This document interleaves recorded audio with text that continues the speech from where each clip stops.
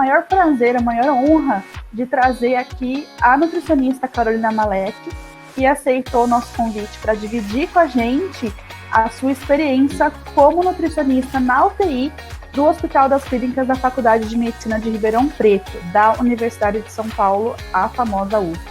A Carol, gente, ela desempenha um papel muito humanista no tratamento dos seus pacientes, né? Porque afinal, né, pessoal, o paciente, ele não é só uma doença e também não é apenas mais um leito que a gente tem que passar para cuidar. Eu sempre falo que o paciente, ele é o amor da vida de alguém.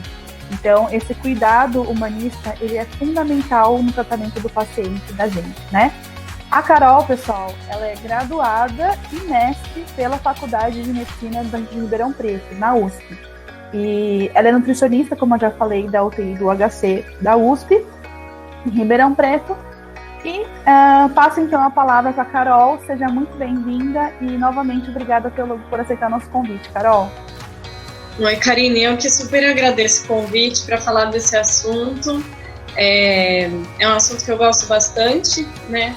E eu fico feliz de estar aqui com todos vocês. Muito obrigada a todo mundo que está aqui me assistindo. Eu espero contribuir de alguma forma com a formação dos futuros nutricionistas, mas também contribuir com um pouquinho de conhecimento, enfim, né? Eu vou passar um pouco sobre a teoria dos meus atendimentos, mas também um tanto sobre a minha vivência que eu tenho tido aqui nas UTIs do Hospital das Clínicas, que é onde eu trabalho.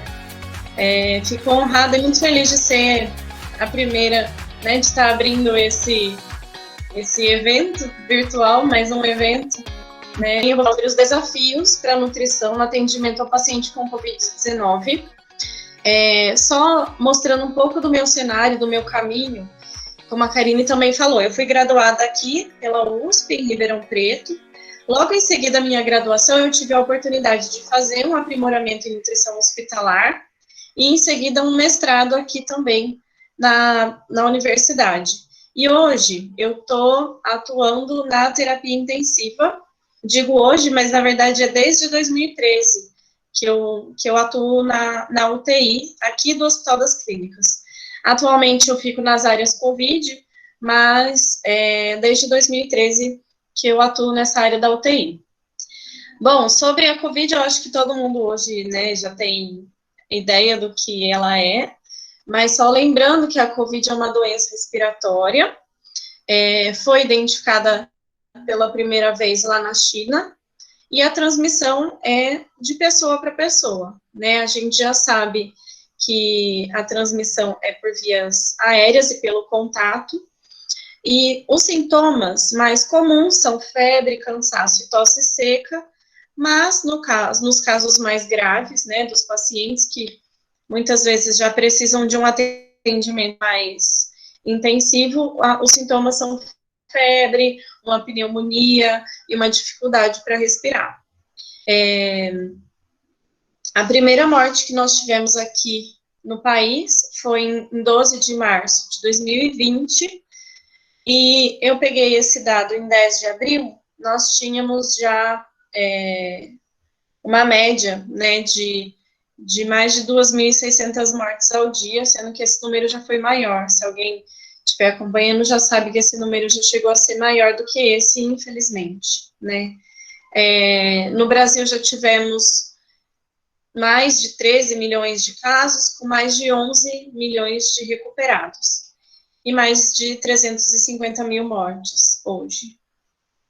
Pensando na UTI, hoje em dia também dá para ter ideia pela mídia, né, que as UTIs estão ficando muito sobrecarregadas hoje em dia. E isso acontece por conta dessa porcentagem, que aproximadamente 5% das pessoas com Covid vão desenvolver um quadro agudo grave e vão precisar de uma UTI. E pensando em 5% desse grande número de pessoas diagnosticadas, é muita coisa, né? São muitas pessoas. Então, os serviços de saúde, hoje em dia, estão abarrotados, estão sobrecarregados e, enfim, a gente tá vivendo essa situação ainda hoje em dia. Como desafios, né, nesse caminho todo, eu trouxe alguns aqui mais diretos e mais frequentes na minha rotina.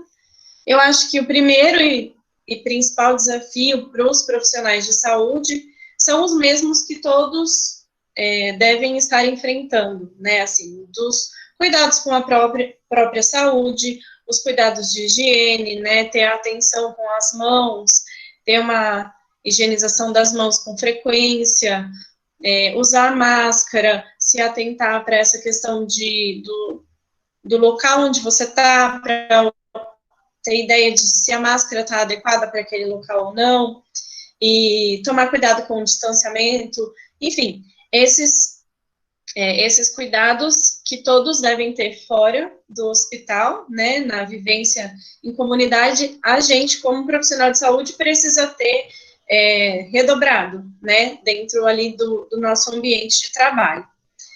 E, como eu falei, o próximo desafio, né, que a gente tem tido é a questão do número de leitos, do número de pacientes e a demanda de trabalho que tem sido para nós, né, os centros de terapia intensiva aumentaram em grande proporção, o número de leitos consequentemente. Hoje em dia, aqui no hospital onde eu trabalho, nós temos 3 UTIs para pacientes COVID, um total de 55 leitos, nesse único hospital onde eu estou. Então, a demanda aumentou bastante, o que normalmente eu atendia 15 pacientes, e agora eu estou atendendo esses 55 pacientes. Então, a minha rotina está bastante mais, vamos dizer, mais intensa, mais, eu preciso usar muito bem o meu tempo para dar conta de fazer tudo que eu preciso fazer para atender todos os pacientes da melhor forma que eu tenho conseguido. E quando a gente fala de paciente crítico, gente, eu trouxe algumas imagens, se alguém não se sentir confortável com elas, fique à vontade de, talvez não ver, enfim, assim, eu tentei trazer elas de uma forma mais sutil, mas qualquer coisa vocês fiquem à vontade. Eu trouxe essa imagem que é bem, assim, uma imagem do que é um paciente crítico. É um paciente que está acamado, é um paciente que, na maioria das vezes, ele está sedado, né, ele não está contactuante, não está consciente. Na maioria das vezes, principalmente no COVID, é um paciente que está entubado, né, com o tubo nas vias aéreas para auxiliar aí na respiração. E é um paciente que precisa de muitos medicamentos, vários tratamentos. Então, é um paciente que ele está sendo assistido pela equipe ali o tempo todo. Todos os monitores ficam sempre visíveis, porque qualquer intercorrência tem toda a equipe ali para socorrer o paciente. Aqui, do lado direito do leito, né, do paciente, tem esse aparelho que é o tal do ventilador, não sei se todos já tiveram contato, já viram, é o ventilador que vai ventilar, né, e respirar pelo paciente. Eu vou mostrar mais coisas também. Então, como eu falei, são pacientes que recebem muitos medicamentos, a gente chama de bomba de infusão, né, cada caixinha aí dessa. E em cada bomba de infusão está sendo infundido um medicamento para essa paciente. Então, são muitos medicamentos que eles recebem, muitos tratamentos. Aqui é uma imagem desse aparelho que está aí do lado direito, é uma técnica de enfermagem que está acompanhando o procedimento de hemodiálise que o paciente está recebendo ali no leito, né? Então, isso também é uma questão ali dentro da UTI. São os pacientes que, como eu falei, precisam de uma atenção integral dos profissionais, então, todos os profissionais ali estão o tempo todo conferindo prescrição para atender o paciente da melhor forma e para tratar o paciente de uma forma mais rápida possível, né? Porque a nossa intenção na UTI é que o paciente sobreviva e vá para casa o quanto antes. Então, esses são alguns desafios ali no ambiente, né? Eu trouxe aqui alguns dos guidelines, né, a gente fala, das diretrizes que direcionam o nosso trabalho, pensando em terapia nutricional no paciente crítico. Então, o desafio aqui que eu quero mostrar é que, além desses guidelines tradicionais que a gente pode ver, esse daqui é um de 2006, da Sociedade Europeia de Nutrição Enteral e Parenteral. Tem também esse de 2011, que é uma diretriz brasileira da terapia nutricional no paciente grave. Esse outro é de 2016, que é da Sociedade Americana de Nutrição Parenteral e Enteral. Esse outro de 2018 é a versão atualizada da diretriz brasileira. Esse de 2019, se eu não me engano, é o mais recente, da Sociedade Europeia também. Então, o conhecimento a gente vai atualizando com frequência, né? A gente precisa sempre estar atualizado para saber como tratar da melhor forma esses pacientes. E hoje em dia, pensando no COVID, muitos trabalhos estão surgindo, né? Eu coloquei aqui no Google Acadêmico as palavras COVID, Nutrition, Critical Illness, né, de doença aguda, doença crítica, nutrição no COVID. E do ano passado para cá, aparecem aqui mais de 16 mil resultados.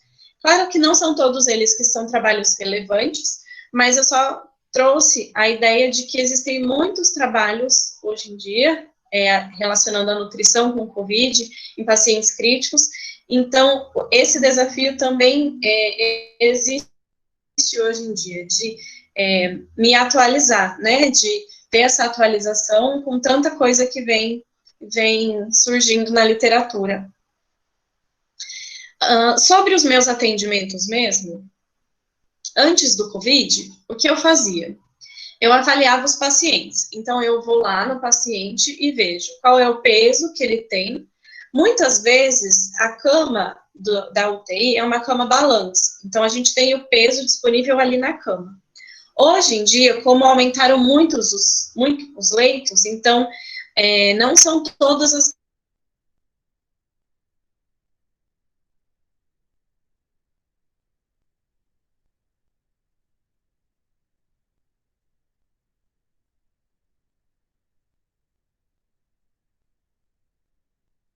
então, o peso é uma coisa que a gente vai usando o que a gente tem ali disponível.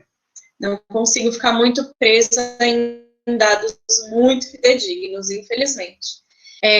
A altura, aqui nessa figura à direita, é o ventilador. E ali embaixo, não sei se dá para ver, tem um papelzinho colado.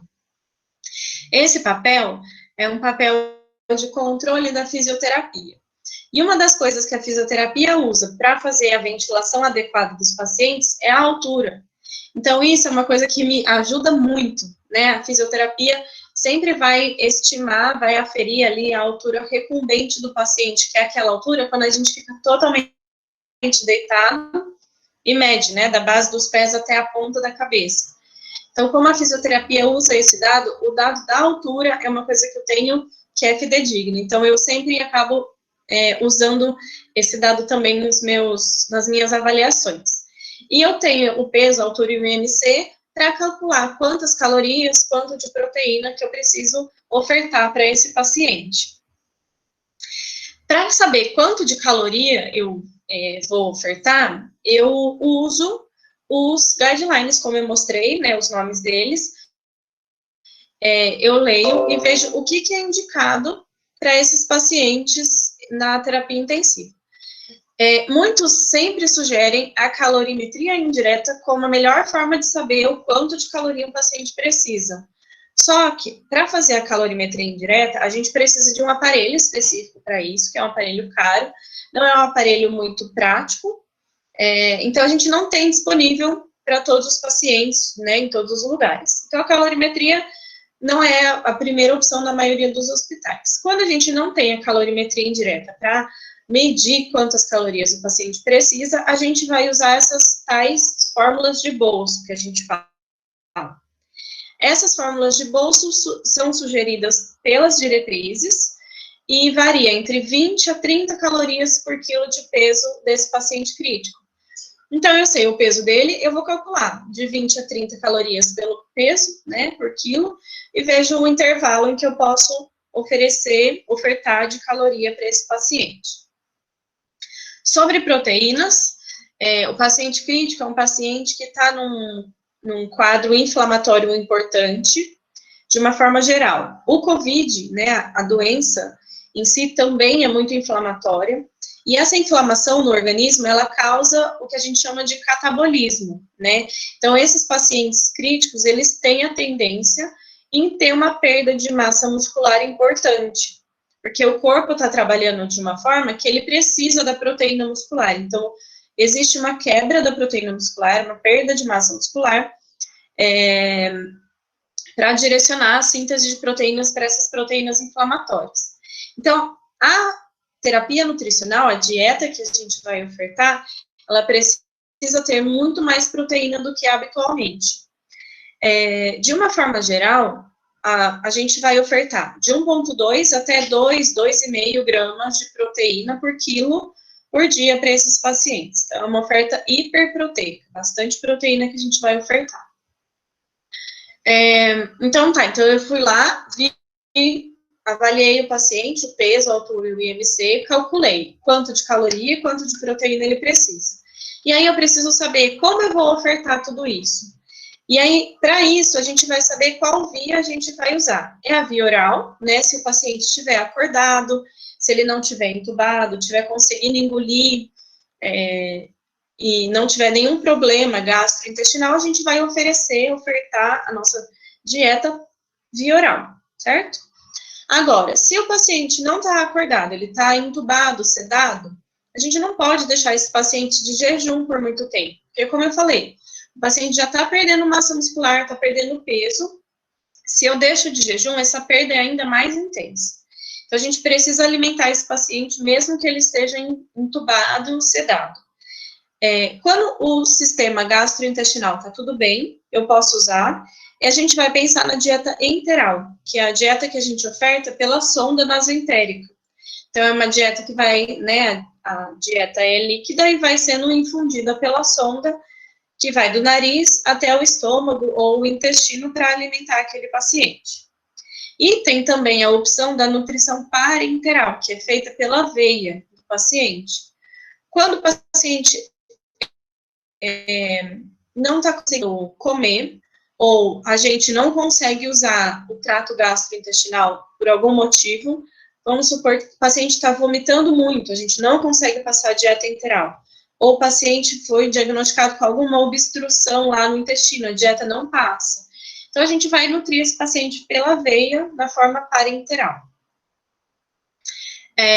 Então, é isso. A gente avaliou o paciente, calculou quanto que a gente quer ofertar, vai ver como a gente vai ofertar. A partir do ponto que a gente está, né, prescreveu a terapia nutricional, a gente vai acompanhar todos os dias se o paciente está recebendo a dieta, se ele teve vômito, diarreia, distensão abdominal, o que teria que regredir ou pensar em outra forma da terapia nutricional. Se o paciente está com droga vasoativa, em dose elevada, também é indicação de jejum. O que é isso? A droga vasoativa é um medicamento que vai ser usado quando o paciente está ficando com a pressão baixa, né, hipotenso.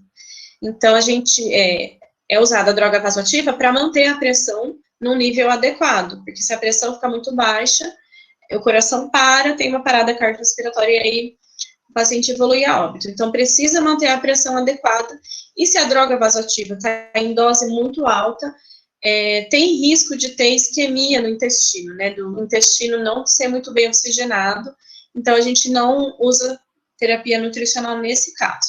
Então, é uma coisa que a gente também precisa ver todo dia, porque a dose da droga vasoativa varia muito o tempo todo. Outra coisa que a gente também acompanha é se ele está de jejum, qual o tempo de jejum, por que ele está de jejum, ou se ele está com a terapia oral, se ele está conseguindo comer, se ele tem alguma intolerância, alguma alergia a algum alimento, a gente precisa ir ajustando, certo? Então, isso também a gente avalia todos os dias. Isso tudo eu falei qual é minha rotina antes do Covid, né, que fazia tudo isso. Agora, com o Covid, eu faço a mesma coisa, mas em maior volume.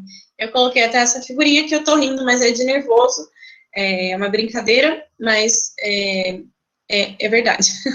Então, eu faço todo esse procedimento, né, avalio todos os pacientes, vejo como a gente vai ofertar a terapia nutricional e acompanho todos esses parâmetros diariamente daqueles 55 pacientes que eu tô hoje, né. Como eu falei, o doente crítico tem esse catabolismo, tem essa resposta inflamatória, é um paciente que pode ficar hospitalizado por muito tempo, ele pode ter outras infecções associadas, tem um grau de mortalidade maior, então a gente precisa acompanhar ele todos os dias. A nossa terapia nutricional, ela vai ofertar, né, macro e micronutrientes numa quantidade adequada, e o controle glicêmico também, porque o paciente crítico tende a ficar com a glicemia alta, então a gente vai também olhar para isso e fazer um controle glicêmico na medida do possível. Tudo isso pensando em melhorar a resposta imunológica, melhorar o tempo de internação na UTI, amenizar a perda de peso, a perda de massa muscular, e melhorar o prognóstico dele, né? Melhorar a expectativa que a gente tem desse tratamento. O objetivo principal da terapia nutricional é evitar que o estado nutricional seja mais um fator em todo esse quadro que o paciente está ali. Se o paciente, quando ele está subnutrido ou está desnutrindo durante a internação, o desfecho clínico é menos favorável. Ele tem mais chances de evoluir a óbito, de falecer. Aqui eu só trouxe uma imagem para caracterizar que nessa primeira coluna está falando a perda de massa muscular. Então, 10, 20, 30, 40% de perda gera várias consequências e aumenta, consequentemente, a chance de mortalidade do paciente. Então, quanto mais massa muscular ele perde, maior a chance dele morrer. Por isso que a nutrição é tão importante ali na UTI, para a gente minimizar essa perda e atenuar, né, essa perda de massa muscular. Pacientes críticos com diagnóstico de obesidade também tem sido muito falado hoje em dia, né, associado ao COVID. Parece que um quadro de obesidade com comorbidades com outras doenças pode levar a um quadro mais agudo do COVID, né, mas ali na UTI a gente vai avaliar o paciente e vai ofertar da mesma forma do que pacientes que não têm o diagnóstico de obesidade, né? É uma ilusão pensar que o paciente com obesidade não precisa de terapia nutricional por ter reservas corporais. Então, hoje em dia, como isso também é muito falado, eu só trouxe algumas imagens também de pacientes que têm, né, o diagnóstico de obesidade. Essas duas pacientes receberam alta da UTI, tá? Mas a gente vai olhar da mesma forma. E também, da mesma forma, a gente vai olhar para aqueles pacientes críticos crônicos, que são aqueles que ficam internados por mais de 21 dias. Isso tem acontecido com frequência, e é um paciente que, pelo tempo de internação ser mais longo, ele tem mais chances de perder mais peso, né? Então, a gente precisa olhar com mais atenção ainda para esses pacientes para garantir que eles não percam muito peso. Tem a tal da prona, não sei se vocês já ouviram falar no COVID, que é um outro desafio para a gente também, porque a prona é essa posição em que o paciente fica de barriga para baixo, né? Essa posição é usada porque melhora os parâmetros respiratórios, melhora as trocas gasosas ali no pulmão. Então, quando o paciente não está oxigenando muito bem na posição supina, né, deitado com a barriga para cima, é feita esse manejo do paciente em posição prona. Só que imagina só, o paciente está deitado de barriga para baixo, recebendo a dieta, está indo ali no estômago. Então, tem chance do paciente ter vômito, dele não tolerar muito bem aquela dieta. A gente, nesse caso, precisa diminuir o volume e ofertar um tanto de dieta que não é o tanto que o paciente precisa. E aí, então, se a gente está ofertando menos do que ele precisa, então talvez ele vá perder mais peso. Então, também a questão da prona, que é muito frequente na UTI no COVID, é um desafio e a gente sempre precisa ficar de olho para ir contornando essa situação e ofertando o tanto que o paciente precisa. Aqui só algumas imagens, não são as melhores do mundo, mas nessa imagem da esquerda tá uma dieta enteral, que é essa bolsa, não sei se vocês conseguem ver o meu mouse, minha seta, mas essa bolsa é uma bolsa de dieta que a gente tem disponível aqui no nosso hospital. Ela tem 1 litro de dieta e vai ser infundida por essa bomba de infusão, que é esse aparelhinho que está aí embaixo. E aí ela fica assim, ali próximo ao leito do paciente, vai passando dieta. Bom, outro desafio é quando a gente pensa no paciente que não está entubado e está comendo, com a terapia nutricional oral. Muitos pacientes com COVID, eles não têm fome, ficam com pouca fome, que é a hiporexia. Tem também a questão da alteração do paladar e do olfato, né, que muitas pessoas perdem o paladar e o olfato. E comer dessa forma é um tanto desconfortável, né, a gente não sentindo o sabor, não vê muita graça em comer. E tudo isso acaba diminuindo o consumo alimentar desses pacientes que podem comer na UTI. Só que da mesma forma, se o paciente não está comendo o quanto ele precisa, ele vai perder peso e isso a gente tem que acender uma luzinha ali de maior atenção. E aí, nesse caso, é uma coisa que eu trabalho bastante na UTI, com os meus poucos pacientes que comem. Eu incentivo de várias formas eles a comerem, né? Só que eu trouxe só algumas imagens que teve esse paciente, que eu até postei nas minhas redes sociais, foi um paciente que estava internado já há mais de um mês, e eu sempre ia lá e perguntava o que ele queria comer, e até que um dia ele me falou que queria comer pipoca, né?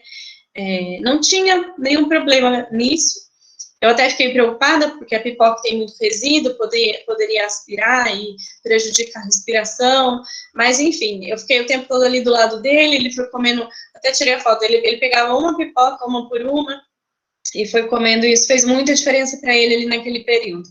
Então, a comida é algo que pode mudar muito o humor da pessoa ali na internação. A terceira foto é uma Coca-Cola, não estou fazendo propaganda da marca, mas a Coca-Cola é a vencedora dos pedidos. O paciente sempre acaba de estubar, começou a falar, já pede Coca em muitas situações. Então, a Coca também é muito frequente na minha UTI, e sempre o paciente pede, conforme, né, a liberação médica também, eu sempre converso com a equipe, e aí sempre a gente oferta. Aqui é um outro paciente, que se vocês virem aí, ele tem o prato de comida dele, que tinha bastante carne, bastante ovo, para ser uma comida hiperproteica, tem uma sopa, tem 2 gelatinas, tinha mais um doce, era um paciente que um pouquinho fora do habitual, porque é um paciente que estava comendo super bem. Então, nesse caso, também só registrei ali para mostrar que ele estava comendo bem, e aí sempre incentivando ele a comer. Acho que eu estou chegando no finalzinho. Outros desafios tem sido lidar com uma equipe multidisciplinar que tem variado muito, porque como os leitos vão aumentando, diminuindo, abre outras UTIs, eu tenho me encontrado em muitas equipes que eu não conhecia, né, assim, não conheço os profissionais, e isso também é um tanto desafiador, até você se habituar a uma equipe nova e ter uma boa convivência com a equipe nova, enfim. A questão também de ter muitos profissionais novos no ambiente também envolve a questão de educar, né, a rotina do hospital para esses funcionários novos, a rotina da nutrição, enfim. Outras coisas também têm sido o cansaço, né, os profissionais de saúde hoje estão todos muito cansados, não tem como eu falar outra coisa, assim, mas todo mundo tem trabalhado bem, tem, né, dado o melhor, é o que a gente vê dentro das UTIs. Aqui umas imagens das equipes, né, esse foi o momento em que eles estavam ali prontos para extubar uma paciente, né, para tirar o tubo, porque a paciente estava evoluindo bem, então ela ia ser extubada, então aí tem os médicos residentes, a enfermagem, fisioterapeutas, todos ali junto para extubar e para deixar a paciente bem. Esse foi um momento da prona, que é aquela questão de virar o paciente de barriga para baixo, então também são necessárias muitas pessoas para fazer esse movimento para o paciente. Imagina só, o paciente está cheio de acesso, cheio de medicamentos, com o tubo, então o movimento precisa ser bem coordenado para que nada saia do lugar e o paciente fique bem na prona. Aqui só mostrando uma forma que a gente encontrou de organizar, de sinalizar ali os equipos, de qual dieta era para qual, então isso também faz muita diferença para a equipe. Organizar a dieta que fica ali disponível, aqui é a nossa copa, né, então as dietas chegam, são colocadas ali para a enfermagem vir buscar. Esse daqui é uma foto das refeições para os funcionários, porque quem trabalha dentro da área Covid não pode sair pelo hospital, né, andando. Então, não podem mais ir até o refeitório para comer. Então, o serviço de nutrição do hospital fornece essas marmitas para os funcionários dos Covid, das áreas Covid. Então, eles recebem as marmitas nas refeições. E aqui um pouquinho sobre o ambiente. Aqui eu tirei a foto do Covid-2, Covid-3, e a gente tem também o Covid-4 e o Covid-1, né? Hoje em dia a gente tem, desde a semana passada, a gente reabriu o Covid-1, então nós temos 4 UTIs, eu estou atendendo na 2, 3 e 4, atualmente. Então, o ambiente mais ou menos assim, aqui é o corredor, tem alguns quartos aqui com os leitos dos pacientes, aqui é no Covid-3.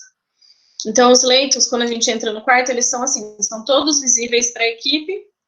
Como eu falei, para qualquer intercorrência, tá a equipe toda pronta para atender ali. Aqui, por um milagre, foi um período de transição, temos um leito vazio. E a questão também dos familiares, aqui eu trouxe, teve esse bilhete, isso é muito comum também, os familiares colocam bilhetes ali próximas às áreas da UTI, então esse estava falando, obrigado meus amores da linha de frente, amo vocês, minha irmã está aí, traz ela de volta para nós, amamos vocês, Deus abençoe, enfim. E esse outro também é uma simples e singela lembrança, esse é uma paciente que escreveu. Minha forma de agradecimento por todo amor, carinho, dispensados a mim durante o tempo que fiquei com vocês. São verdadeiros soldados, sempre prontos para a árdua e incessante batalha para salvar vidas. Que Deus lhes conceda muito amor, força e coragem. Um grande abraço. Enfim. E aqui só ressaltando que o ano passado nós tivemos essa resolução que dispõe sobre a definição das atribuições dos nutricionistas nas unidades de terapia intensiva, que até então a gente não tinha. Então, de certa forma, é um reconhecimento e mais algo que define a necessidade e a importância de ter um nutricionista na UTI. E eu trouxe um vídeo breve, eu não sei se eu estou com tempo, Karine, eu não estou com medo de estar me prolongando. Tá sim, Carol, pode continuar. Eu vou dar um play aqui, preparem os lencinhos.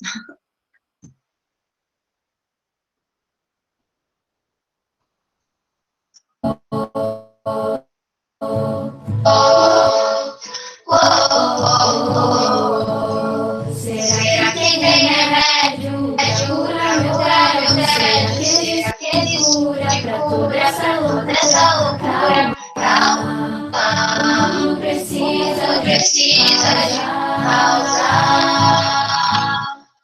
Será que está escrito em algum livro antigo, premeditado, coisa do acaso? Calma, o mundo precisa de pausa. No fim tudo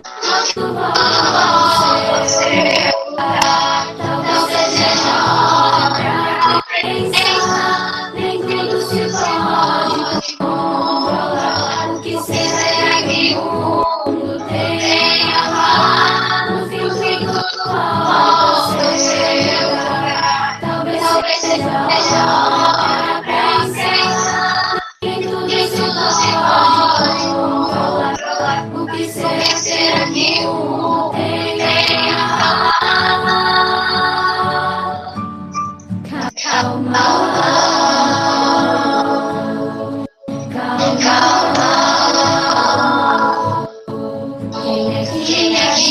disse, precisa ser a comida.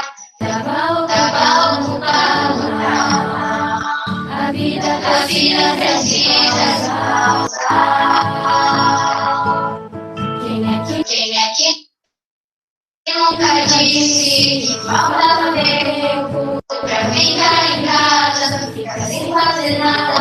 Calma, a vida precisa de pausa.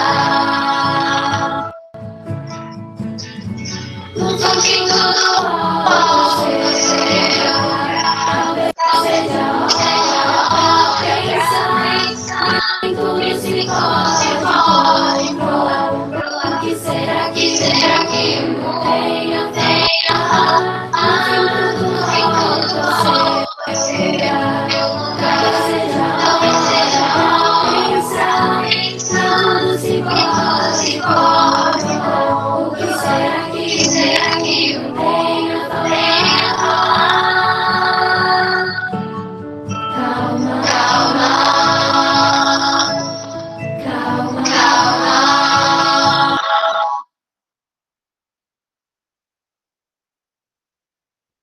Bom, pessoal, é isso que eu preparei para vocês hoje. Como eu falei, fico à disposição para responder perguntas. Também deixei aí meu e-mail e minhas redes sociais, se alguém quiser entrar em contato comigo depois. Desejo que todos se cuidem, fiquem bem, que tenham os familiares também com saúde. E, nesse caso, como a Karine também falou, fica também meus sentimentos para aqueles que tiveram perdas nesse período.